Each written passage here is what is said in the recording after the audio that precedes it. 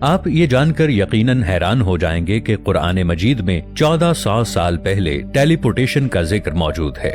موجودہ دور کا انسان اسے صرف اللہ تعالیٰ کا ایک معجزہ سمجھ کر نظر انداز کرتا رہا۔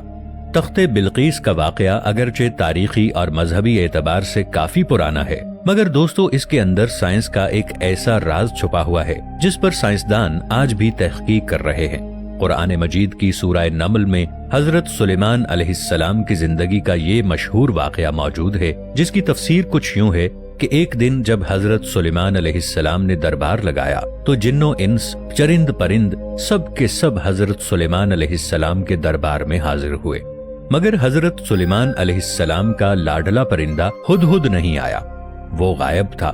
حضرت سلیمان علیہ السلام نے کہا کہ ہدہد کہاں ہے؟ اگر وہ اپنی غیر حاضری کی معقول وجہ پیش نہیں کر سکتا تو اس کو ذبح کر دیا جائے گا یا اسے سزا دی جائے گی۔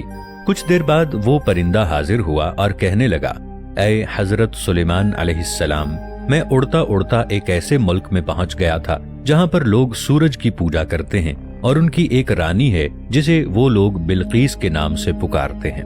وہ ملک یمن کی ذہین اور نہایت خوبصورت ملکہ تھی۔ اس کو ملکہ سبا بلقیس بھی کہا جاتا ہے۔ یہ نام توریت سے لیا گیا ہے۔ قرآن شریف میں ان کا تذکرہ بغیر نام کے ہے۔ ملکہ سبا حضرت سلیمان علیہ السلام کی ہم عصر تھی۔ اس کی قوم سورج کی پرستش کیا کرتی تھی۔ حضرت سلیمان علیہ السلام نے اسے اسلام کی دعوت دی۔ اس نے اپنے سرداروں سے مشورے کے بعد طے کیا کہ حضرت سلیمان علیہ السلام کا امتحان لیا جائے۔ اگر وہ سچے پیغمبر ہوں تو ان کا مذہب اختیار کیا جائے۔ چنانچہ جب اسے یقین ہو گیا کہ وہ حقیقت میں پیغمبر ہیں تو اس نے خود ان کے پاس جا کر ایمان لانے کا فیصلہ کیا۔ ملکہ سبا کے حضرت سلیمان علیہ السلام کے پاس پہنچنے سے قبل حضرت سلیمان علیہ السلام نے ملکہ سبا کا تخت منگوانے کی خواہش کا اظہار کیا تو آصف بن برقیہ جو حضرت سلیمان علیہ السلام کے وزیر تھے، انہوں نے کہا کہ میں آنکھ جھپکنے سے پہلے اس کو لا سکتا ہوں۔ اور بھی مخلوقات جیسے جنات وغیرہ نے اس تخت کو جلد از جلد لانے کے لیے کہا، لیکن آصف بن برقیہ انہوں نے آنکھ جھپکنے سے پہلے اس تخت کو حاضر کر دیا۔ اس تخت کو حضرت سلیمان علیہ السلام کے پاس دیکھ کر ملکہ سبا کا اعتقاد اور بھی پختہ ہو گیا اور وہ اپنی قوم کے ساتھ ایمان لے آئیں۔ وہ ایک شاندار تخت پر بیٹھ کر حکومت کیا کرتی تھیں جس میں ہیرے اور جواہرات جڑے ہوئے تھے۔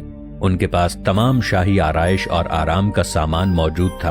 حضرت سلیمان علیہ السلام نے ہدہد سے کہا کہ اگر تمہاری بات سچی ہے تو میرا یہ خط اس ملکہ تک پہنچا دو تاکہ وہ شرک پرستی سے باز آ جائے۔ تب حضرت سلیمان علیہ السلام نے ایک خط لکھ کر اس میں ملکہ بلقیس کو اسلام قبول کرنے کی دعوت دی اور اس کی قوم کو توحید کی طرف مائل کرنا چاہا۔ ہدہد وہ خط ملکہ بلقیس کے پاس لے گیا۔ دراصل ملکہ بلقیس کی حکومت عرب کے جنوب میں یمن اور حبشہ کے علاقے میں تھی جہاں قوم سبا آباد تھی۔ ملکہ سبا کی ریاست نہایت طاقتور، امیر اور خوشحال ریاست تھی۔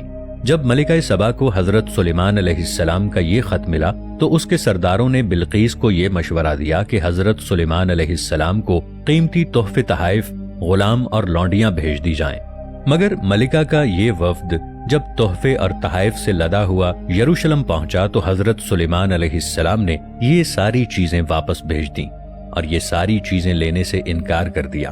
لہٰذا ملکہ بلقیس اپنے لشکر کے ساتھ یروشلم کی طرف روانہ ہوئی۔ وفد جب واپس چلا گیا تو حضرت سلیمان علیہ السلام نے جنات اور اپنے وزیروں کو بلا کر فرمایا کہ تم میں سے کون ہے جو ملکہ بلقیس کا تخت اس کے واپس پہنچنے سے پہلے یہاں پر پہنچا دے۔ دربار میں موجود ایک عفریت جن نے یہ کہا کہ میں دن ڈھلنے سے پہلے اس تخت کو لا سکتا ہوں، مگر حضرت سلیمان علیہ السلام کے ایک وزیر اور سردار جن کا نام آصف بن برقیہ بتایا جاتا ہے وہ وہاں موجود تھے۔ انہوں نے حضرت سلیمان علیہ السلام سے عرض کی کہ میں پلک جھپکنے سے پہلے وہ تخت لا کر آپ کے قدموں میں رکھ سکتا ہوں، کیونکہ میرے پاس کتاب کا علم موجود ہے جو کہ اللہ تعالیٰ نے مجھے عطا کیا ہے۔ حضرت سلیمان علیہ السلام نے آصف بن برقیہ کو حکم دیا، چنانچہ انہوں نے حکم کی تعمیل کرتے ہوئے پلک جھپکتے ہی ملکہ بلقیس کا وہ شاندار اور عظیم تخت حضرت سلیمان علیہ السلام کے دربار میں حاضر کر دیا۔ یہ کیسے ممکن تھا اور حضرت سلیمان علیہ السلام کے وزیر آصف بن برقیہ کے پاس آخر ایسا کون سا علم تھا، کیسی طاقت تھی جس کی بدولت वो तख्त पलक झपकते ही यमन से यरूशलेम पहुंच गया। दोस्तों, यमन से यरूशलेम का फासिला 2500 किलोमीटर तक है। इन सवालात का आसान तरीन जवाब तो ये है कि टाइम और स्पेस का उसूल और कानून सिर्फ हम आम लोगों पर ही लागू होता है और अल्लाह ताला की जात किसी उसूल या कानून की पाबंद नहीं है। अल्लाह ताला की जात एक मामूली सा तख्त तो दूर की बात, उसकी कुदरत सूरज, इससे भी बड़ी कहकशाओं और सैयारों को पलक झपकते ही कहां से कहां पहुंचा देने में कादिर है। दोस्तों, अगर इस इस्लामी वाक़े को साइंसी नुक्ताए नजर से देखा जाए तो आज इस वाक़े का एक माकूल जवाब मौजूद है जो कि ऐन इस वाक़े के मुताबिक है। साइंसी जबान में इसको टेलीपोर्टेशन कहा जाता है। दोस्तों, टेलीपोर्टेशन के जरिए इस तरह के हैरत अंगेज काम मुमकिन है।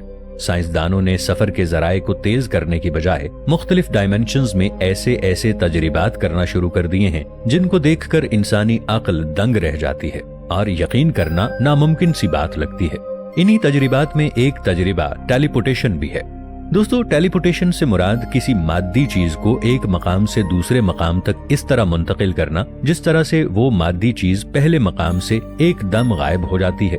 दूसरे अल्फाज में ये अपने मकाम से फना हो जाती है और तब इसका ज़हूर किसी दूसरे मकाम पर होता है। साइंसदानों के मुताबिक जिस तरह जदीद दौर में मुख्तलिफ किस्म की टेक्नोलॉजी इस तरक्की की राह में गामजन है, बिल्कुल इसी तरह टेलीपोर्टेशन की दुनिया में भी कामयाबियां हासिल की जाएं।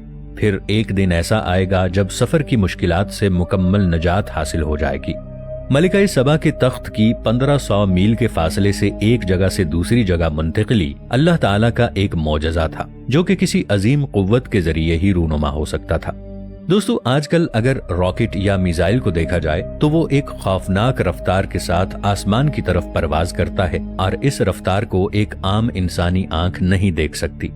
मुख्तसरन यही कहा जा सकता है कि जदीद साइंस की बदौलत हम कुरान मजीद में बयान करदा कई ऐसे वाकयात और बातों को माजी की निस्बत मौजूदा दौर में ज्यादा बेहतर अंदाज में समझने की पोजीशन में हैं और हर गुजरते दिन के साथ साथ अल्लाह ताला की बेमिसाल हिकमत और कारीगरी दिन की रोशनी की तरह वाज़ेह होती जा रही है। अगर टेलीपोर्टेशन के अमल को देखा जाए तो ये अमल इतना तेज है कि हम पलक झपकने से पहले ही कायनात के एक सिरे से दूसरे सिरे तक पहुंच जाते हैं। सन 1935 में physicist Albert Einstein, Podolsky, Rosen paradox ने ERP पैराडॉक्स नामी एक आर्टिकल लिखा। उन्होंने इस पेपर में होने वाली दरियाफ्तों को द इम्पॉसिबल का नाम दिया और पेपर के आखिर में ये जुमला लिखा, ना समझ आने वाला अजीब अमल। दरअसल एल्बर्ट आइंस्टाइन और इन दो बड़े साइंसदानों ने इस पैराडॉक्स में ये थ्योरी पेश की थी कि एटम का सबसे छोटा पार्टिकल ये एक मकाम से दूसरे मकाम पर मुंतकिल हो सकता है, चाहे दोनों मकामात के दौरान फासिला करोड़ों मील का ही क्यों ना हो। उन्होंने अपनी इस थ्योरी को इम्पॉसिबल कहकर मजीद तहकीक के लिए छोड़ दिया। सन 1973 में दुनिया की सबसे बड़ी लेबोरेटरी सेरन यानी CERN के साइंसदान जॉन बेल ने इस इम्पॉसिबल डिस्कवरी को पॉसिबल कहा, मगर बेल के मुताबिक पार्टिकल्स की ये मुंतकिली रोशनी की रफ्तार से 10,000 गुना ज्यादा तेजी से हो रही थी। ये बात किसी की भी समझ से बालातर थी। तकरीबन 40 साल बाद चाइना ने साल 2016 में क्वेस्ट नामी एक प्रोजेक्ट को लॉन्च किया। इसकी लागत $100 मिलियन थी। उन्होंने मेसेसिस नामी सैटेलाइट की मदद से इंसानी तारीख में पहली बार 1200 किलोमीटर के फासले पर फोटोन के पार्टिकल्स को टेलीपोर्ट करके दिखाया। क्वांटम दुनिया की इस हिलाकर रख देने वाली तहकीक ने बड़ी बड़ी लेबोरेटरीज में तजरीबात की रफ्तार में इजाफा किया। रोशनी की रफ्तार से तेज एक जगह से दूसरी जगह पर चीजों का पलक झपकते में पहुंच जाना, आज हमारे सामने ये सब कुछ मुमकिन है और दुनिया की बड़ी बड़ी लेबोरेटरीज में इस पर कामयाब तजरीबात भी किए जा चुके हैं। मगर अब तक जानदारों को टेलीपोर्ट करने में साइंस कामयाब नहीं हुई। हजरत सुलेमान अलैहिस्सलाम के इस मुअज़्ज़िज़ वजीर और सरदार ने इतने बड़े जसामत वाले तख्त को यमन से यरूशलेम कैसे टेलीपोर्ट किया था, क्वांटम फिजिक्स अल्फाज में इसकी वजाहत देना फिलहाल नामुमकिन है, क्योंकि साइंस बड़ी चीजों को टेलीपोर्ट करने में नाकाम रही है। मगर टेलीपोर्टेशन की ये दरियाफ्त अभी साइंस के लिए बिल्कुल नई है और मजीद इसकी गहराइयों में जाना अभी बाकी है। जदीद साइंस और टेक्नोलॉजी की बदौलत आने वाले वक्त के साथ साथ अल्लाह तबारक व तआला की बेमिसाल हिकमत और कारीगरी के असरार नुमायां होते जाएंगे इंशाअल्लाह। नाजरीन, आपको ये वीडियो कैसी लगी नीचे कमेंट सेक्शन में जरूर बताइएगा। मिलेंगे एक नई वीडियो के साथ, تب تک کے لیے طاہر عبید چودھری کو اف ٹی وی کی پوری ٹیم کے ساتھ دیجیے اجازت۔ اللہ نگہبان۔